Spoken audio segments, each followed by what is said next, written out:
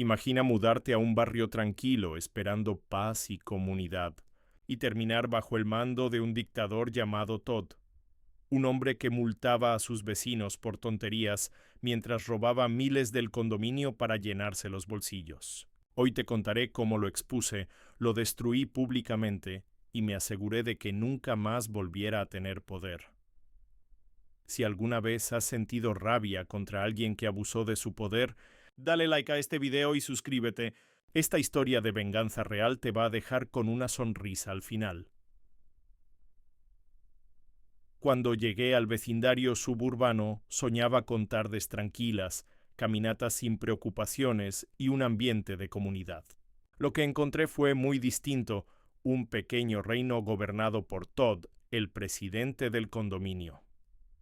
Todd era la clase de líder que ama el poder pero odia la responsabilidad.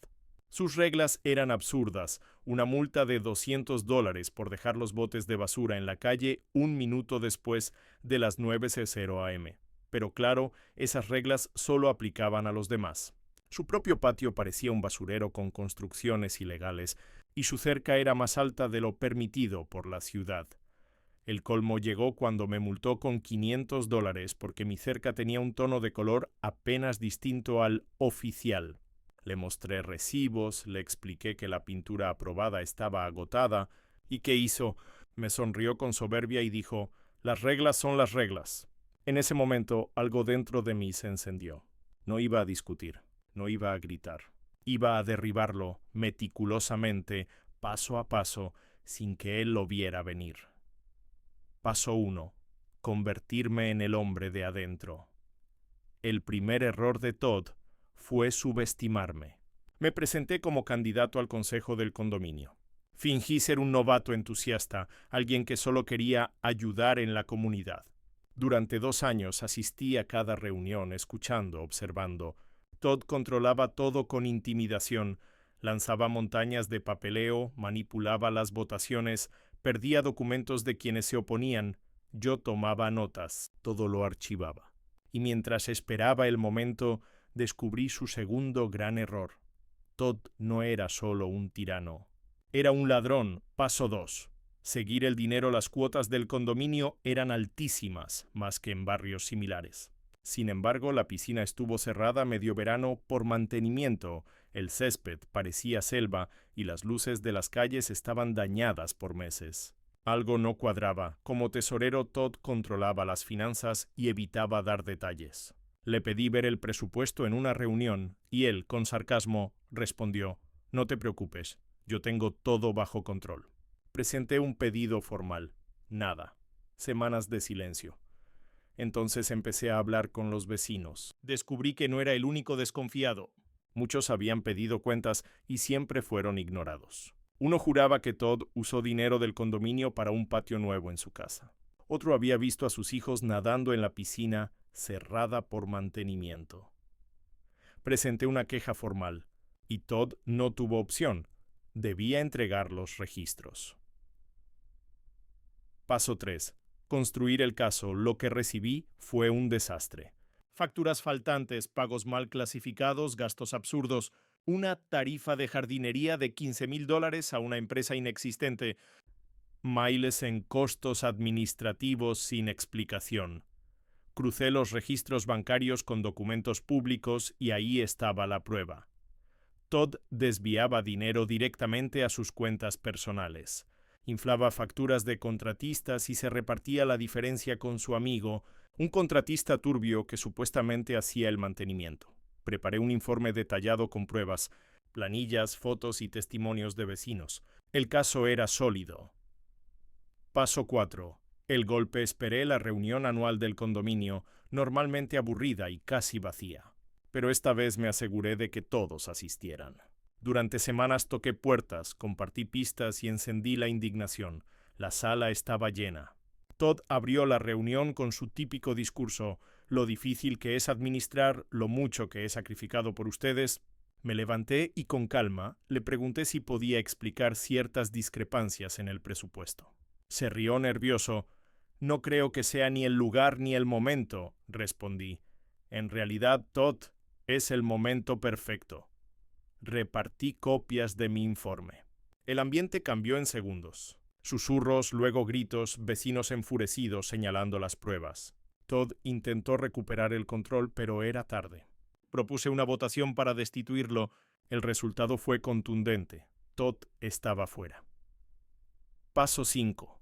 El golpe final. Tras su salida, contratamos un auditor independiente. Confirmaron todo, más de $50,000 desviados, fraude, mala administración. Llevamos el caso a la policía y presentamos una demanda civil. El contratista cómplice también fue vetado del condado. Todd se vio obligado a vender su casa para pagar la restitución y las costas judiciales. Su reputación quedó destruida. En Internet, su nombre era sinónimo de fraude. Hoy, la piscina está abierta, el césped impecable y las cuotas son más bajas que nunca.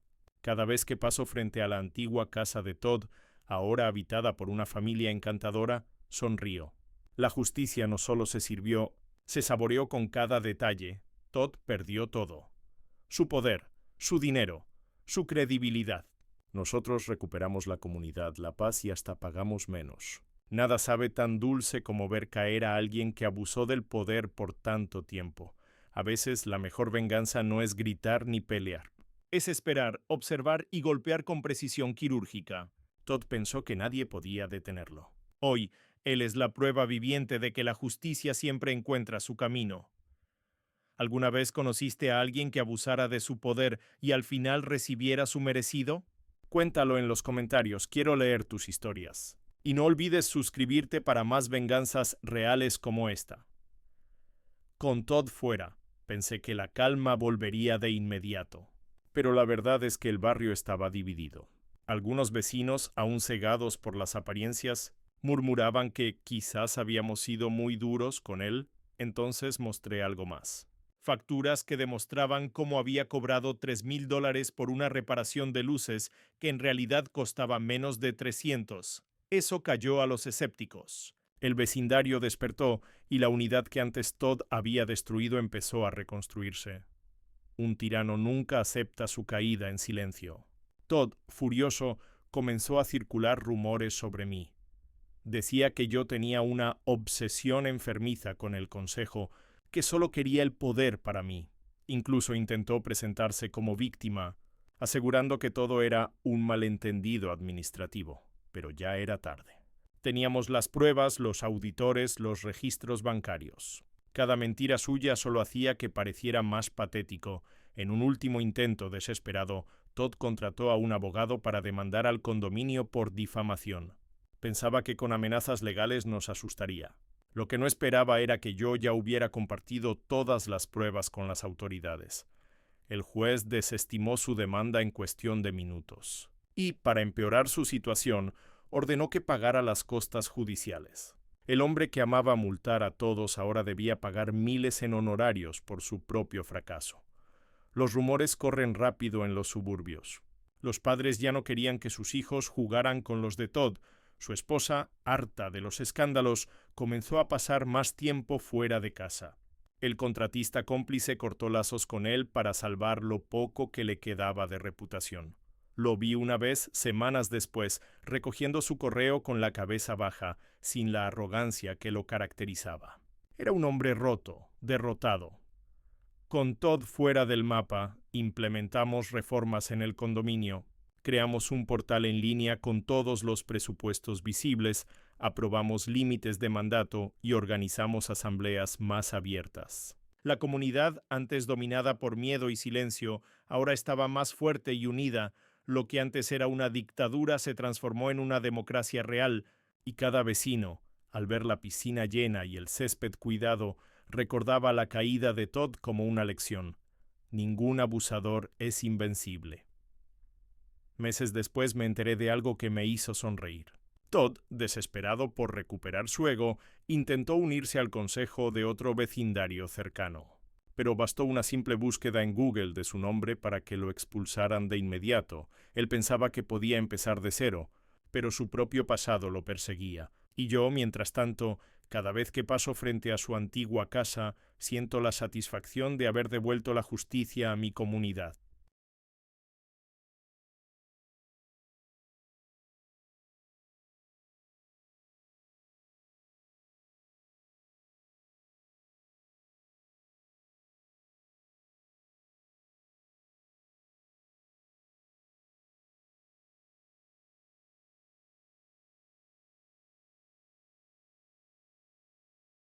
Imagínate descubrir que la persona con la que compartes tu vida, la madre de tus hijos, te traiciona a tus espaldas.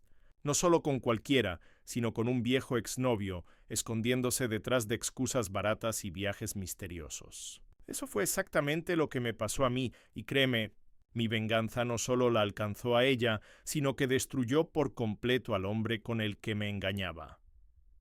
Si alguna vez has sentido la traición de alguien cercano, dale like a este video y suscríbete. Aquí contamos las venganzas más satisfactorias de Reddit que te harán sentir que la justicia todavía existe. A principios de los años 2000, mi vida parecía tranquila.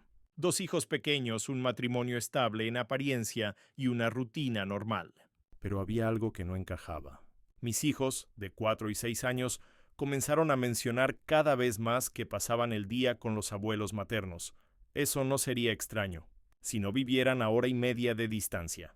Hacer ese viaje varias veces por semana no tenía ningún sentido.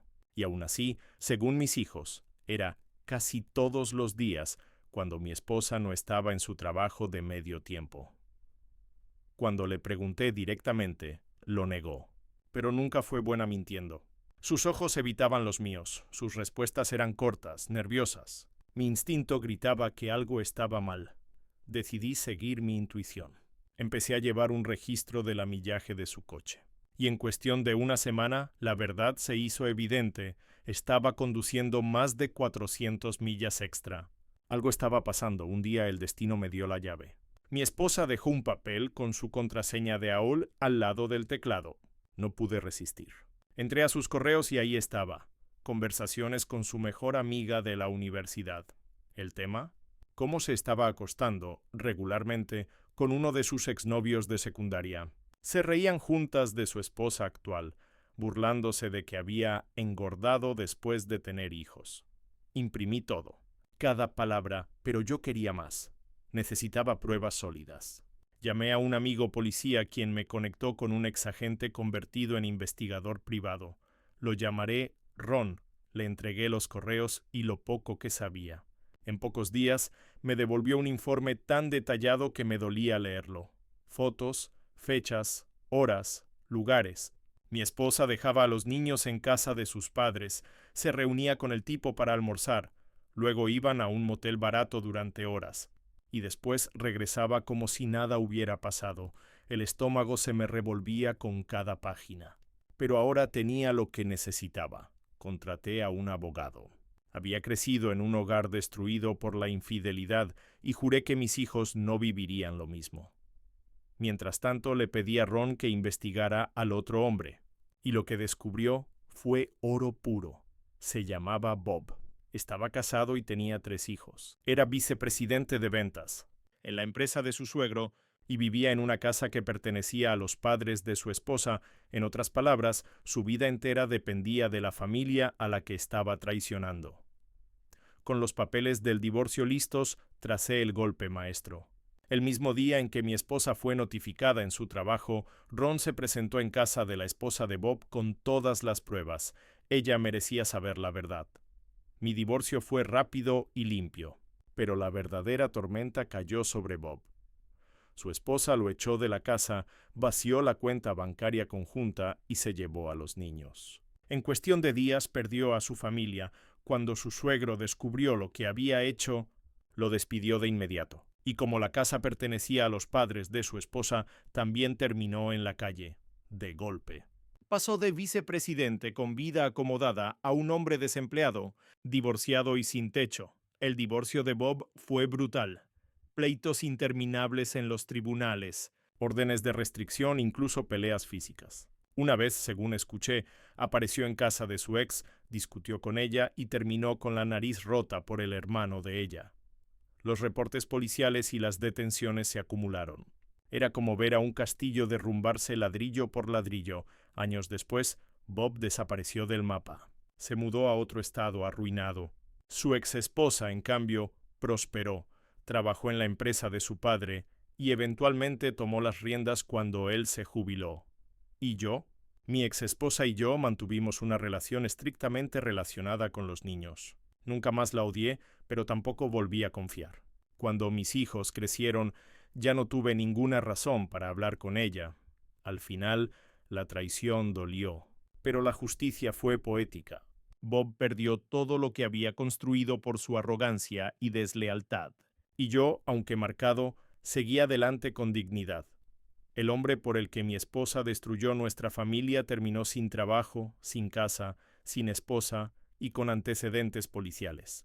Y lo mejor es que no tuve que mancharme las manos. La verdad lo destruyó por completo. La vida tiene una forma curiosa de equilibrar las cuentas. A veces la mejor venganza no es el grito de rabia, sino dejar que la verdad hable por ti. Porque tarde o temprano cada traidor se hunde en el mismo hoyo que cava. ¿Y tú? ¿Crees que hice bien en exponer al amante de mi esposa o debería haberme limitado a mi propio divorcio?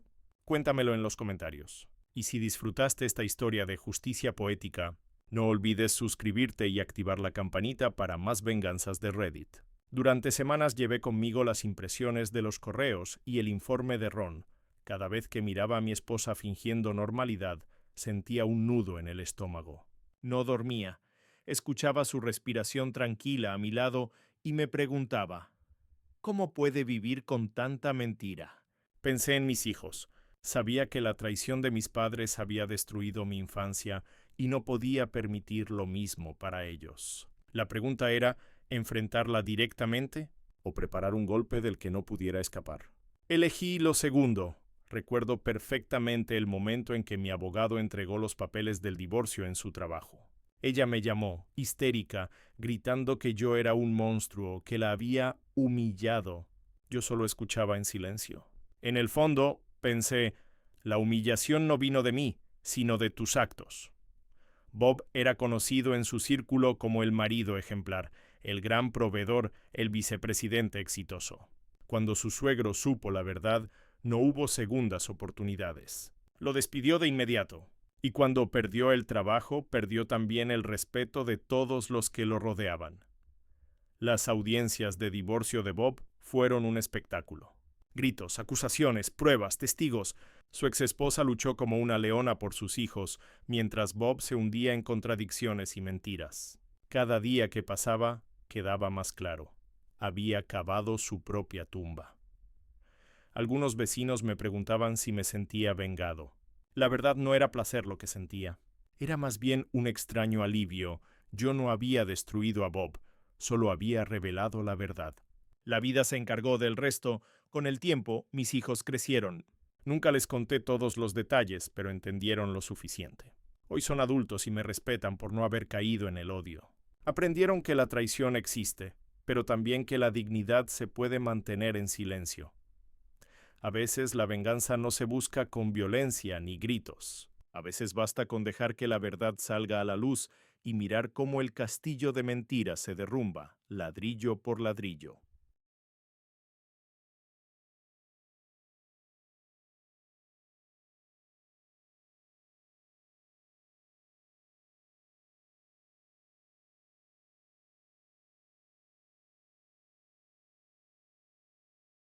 ¿Alguna vez sentiste que alguien te robaba descaradamente y no había nada que pudieras hacer? Pues eso me pasó a mí. Mi vecino pensó que podía aprovecharse de mí y lo que él no sabía era que su propia avaricia lo iba a destruir. Con ayuda de una simple llave de agua. Si alguna vez soñaste con ver a alguien recibir el castigo perfecto por sus abusos, quédate hasta el final, porque esta historia es oro puro. Y antes de comenzar, dale like, suscríbete y comenta. ¿Alguna vez un vecino te hizo la vida imposible? Vamos a ver quién tiene la mejor historia. Hace poco compré una casa en plena capital de Asia. Los antiguos dueños eran amigos de mi familia. Habían dejado la propiedad a medio remodelar y necesitaban dinero con urgencia. Me la vendieron barata, casi un regalo, porque ni siquiera vivían en el país desde hacía 3 años. Desde el primer día supe que el barrio sería complicado. La puerta de entrada estaba asegurada solo con un candado barato, sin cerradura de verdad, y no había portón que protegiera el garaje. El mismo día de la mudanza encontré la bicicleta de alguien estacionada dentro de mi propia casa. Saqué la bicicleta, instalé un portón y pensé que el problema estaba resuelto. Pero esa misma tarde un hombre furioso comenzó a golpear mi portón. No le abrí. Lo vi desde la ventana, desesperado, hasta que después de 15 minutos se rindió y se llevó su bicicleta. Esa fue mi primera impresión del vecindario, hostil y entrometido. Con el tiempo, los problemas parecían menores. A veces bloqueaban mi entrada, pero una simple señal de prohibido estacionar resolvió la mayoría de esos incidentes. Sin embargo, la verdadera pesadilla estaba a punto de empezar. A un lado de mi casa vivía un hombre mayor. Tenía una construcción de 3 pisos. Él ocupaba la planta baja y alquilaba los 2 niveles superiores a inquilinos. Desde que me mudé supe que no le caía bien. Había criticado duramente la venta de la casa a mis amigos, los antiguos dueños. Estaba molesto de que alguien nuevo llegara al barrio, y ellos me lo advirtieron. «Ten cuidado, no le agrada la idea de tenerte como vecino». Yo no me preocupé. Mido 1,80 m, tengo 3 perros y sinceramente no parecía un tipo capaz de hacerme daño. Lo que no sabía es que su veneno no era físico, sino silencioso. Una semana después de instalarme, ocurrió algo extraño. Estaba duchándome cuando noté que la presión del agua bajaba drásticamente. Minutos después, escuché la bomba de agua de mi vecino encenderse. En mi país, las casas necesitan bombas para enviar el agua a los tanques en los techos porque la presión pública no es suficiente. Cada vez que su bomba arrancaba, la mía perdía presión. Eso no era coincidencia. Probé abrir y cerrar diferentes grifos en mi casa. Cuando la bomba de mi vecino se apagaba, mi presión volvía a la normalidad. En ese instante supe la verdad. Ese viejo estaba robando agua de mis tuberías. Todo empezó a encajar. Durante los años en que la casa estuvo vacía, las facturas de agua nunca bajaron tanto como deberían. Siempre se culpó a supuestas fugas, pero las cuentas eran demasiado altas. Claro. El vecino había instalado una conexión ilegal para robar el suministro de mi casa. El costo no era lo importante. El agua en mi país es barata, menos de $5 al mes. El punto era la desfachatez. Este hombre creía tener derecho a apropiarse de lo ajeno, sin consecuencias. Su descaro merecía un castigo. Podría haberlo confrontado, podría haberlo denunciado, pero ninguna de esas opciones me garantizaba satisfacción inmediata. Yo quería verlo pagar de forma directa, sentir el peso de su propia codicia. Entonces se me ocurrió una idea tan simple que parecía ridícula: cerrar mi suministro de agua en el momento exacto en que su bomba estuviera encendida. El lunes por la mañana, escuché el rugido de su bomba y corrí a cerrar mi llave principal. Sabía que las bombas funcionan hasta que el tanque alcanza cierto nivel. Si el agua no llega, la bomba sigue encendida sin descanso. Esperaba que eso dañara el motor con el tiempo. Pero subestimé la precariedad de su casa. La instalación eléctrica era de los años 90, frágil y sobrecargada. Al dejar la bomba encendida toda la noche sin agua, no solo quemó el motor, también fundió los fusibles y arruinó el cableado completo. A las 3 de la madrugada, escuché voces alteradas y gritos en su casa. Los inquilinos estaban furiosos. No tenían agua ni electricidad mientras todo el vecindario seguía normal. Lo que siguió fue un verdadero festival de justicia poética. Los inquilinos comenzaron a increpar al viejo, culpándolo de su incompetencia. La ley en mi país es clara. Agua y luz son servicios esenciales y el propietario está obligado a garantizar su funcionamiento. En menos de 2 días, uno de los inquilinos se mudó. El otro presentó una denuncia formal ante la policía. El anciano no solo perdió a ambos arrendatarios, también recibió una multa de $500, una fortuna local. Además, debió devolver los depósitos de garantía y quedó imposibilitado de alquilar hasta reparar el desastre. Lo más irónico es que los alquileres eran su única fuente de ingresos. Jubilado sin otro sustento, terminó empacando sus cosas y mudándose a la casa de su hija. Su gran plan para ahorrar unos centavos le costó todo. Días después vino a tocar mi portón. Con una voz seca me preguntó: ¿cerraste tu agua? Yo sonreí y respondí con la mentira más inocente del mundo. Sí, tuve una fuga y apagué el suministro hasta que viniera el plomero. La cara que puso no tiene precio. Intentó mantener la compostura, pero sabía que estaba derrotado. Y lo mejor de todo, no podía hacer absolutamente nada. Con un simple giro de llave, Destruí su sistema. Lo dejé sin ingresos, sin casa y sin excusas. Él quiso robar lo que no era suyo, y al final terminó robándose a sí mismo la tranquilidad. A veces la vida te da armas silenciosas para defenderte. No siempre necesitas gritar, ni pelear, ni ensuciarte las manos. A veces basta con una sola acción inteligente para que la justicia caiga por su propio peso. ¿Y tú? ¿Alguna vez quisiste darle a alguien una lección sin mover un dedo? Cuéntamelo en los comentarios. Y si disfrutaste esta historia de venganza silenciosa, dale like, suscríbete y activa la campanita para más historias increíbles de Reddit Revenge.